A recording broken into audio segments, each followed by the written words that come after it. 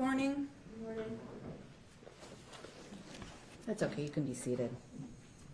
Still no. So, still no jail connection, okay.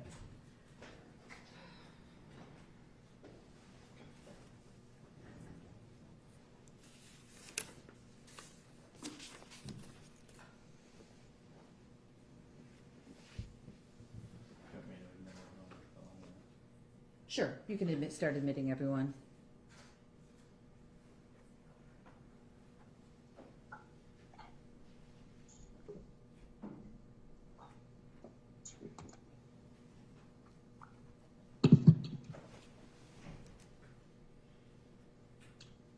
Good morning. Good morning. Good morning, Your Honor. We're Good just- morning, Your Honor. Good morning. We're just waiting for the jail to connect, and they're doing that right now. Great. Judge, did the court receive the signed form? Yes, thank you. We just got it.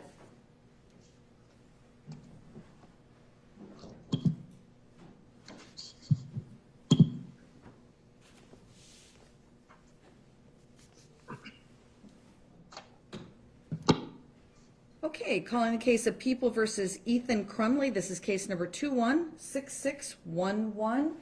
Your appearances, please. Thank you, Judge. Mark Keast on behalf of the people. Good morning, Your Honor. Assistant Prosecutor Kelly Collins appearing on behalf of the people as well. And I think you're muted, Ms. McDonald. Thank you. Sarah McDonald on behalf of the people. Thank you.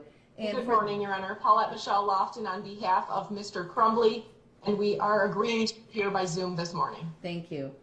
Ms. Hop Good morning, Your Honor. Amy Hopp on behalf of Ethan Crumbley. and Ms. McKelvey. Good morning, Your Honor. Deborah H. McKelvey, court-appointed guardian ad litem for Ethan Crumbley, and I have no objections to proceeding with this matter on Zoom this morning. Thank you. Mr. Crumbley, this is Judge Karniak. Could you please state your name for us? Robert Crumbley. Mr. Crumbley, if at any time you cannot hear or understand myself or any of the parties to the proceeding, will you please let the court know? Yes.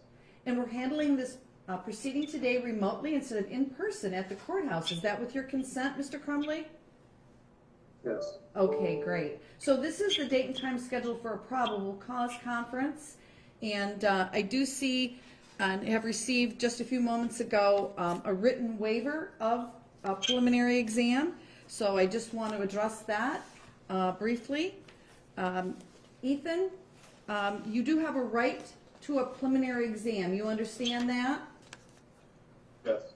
And it's my understanding that you have met with your attorneys, not once, but twice. You met with Ms. Lofton and Ms. McKelvey in order to discuss this matter regarding your preliminary exam. Is that correct? Yes. All right. And there was a form called Waiver of Preliminary Exam. Did you receive that, Mr. Crumbley? Yes. And did you read it and review it with your attorneys?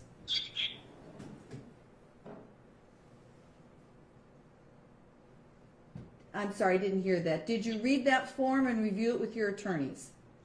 Sorry, yes. And did you understand it? Yes. And do you have any questions of the court regarding any of those rights? No. And you signed that document, correct? Yes. So you've been advised by two attorneys, but I'm also going to, on the record, just to make sure that you have absolutely no questions, also review those rights with you. So at a preliminary exam, it'd be up to the people to show two things: probable cause to believe a crime was committed and probable cause to believe you were the person that committed that crime.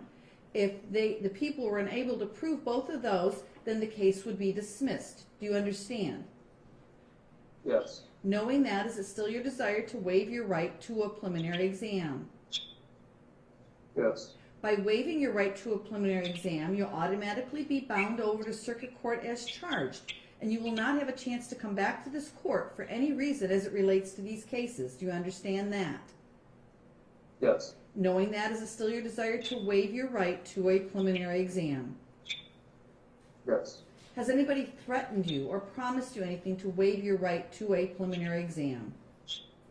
No. Thank you. I do see there is a written waiver, but I just want to verify the people also waive their right to a preliminary exam. Is that correct? We do, Judge, thank you. Okay, great. Your preliminary exam will be waived. You will be bound over to circuit court as charged. As it relates to bond, it's my understanding that that issue will be addressed in the next 2 weeks pursuant to a newly enacted statute, a federal statute. And both sides would like some time to prepare for that. So instead of me retaining jurisdiction for that purpose, there will be a hearing that will be set before the Oakland County Circuit Judge within the next 2 weeks pursuant to that federal law. Anything else? Judge, no, Yes. thank you, Judge, for mentioning that. I did want to place on the record that we did have a status conference this week with the attorneys and Your Honor and discussed the appropriate venue for that motion regarding the continued detention of the defendant in the Oakland County Jail to be the Oakland County Circuit Court. I know Ms. Lofton has communicated with the Circuit Court, and they are agreeable to setting the hearing for us in the next 2 weeks. Great. That is correct. Wonderful. Thank you for placing that on the record. Anything Your else? Honor, and additionally, I had an opportunity to discuss that exact issue with Mr. Crumbley as well, and he understands that there will be a separate hearing at Circuit Court to address that issue and that it will not be addressed with you today. Thank you, Ms. McKelvey, for putting that on the record. Anything else anybody wants to state on the record before I lose jurisdiction? Not from the people. Thank you, Judge. All right, thank you Nothing all from for your defense, Your Honor. professionalism and your cooperation. The court truly appreciates it. Take care. Thank you, Your Honor. Thank you, Your Honor.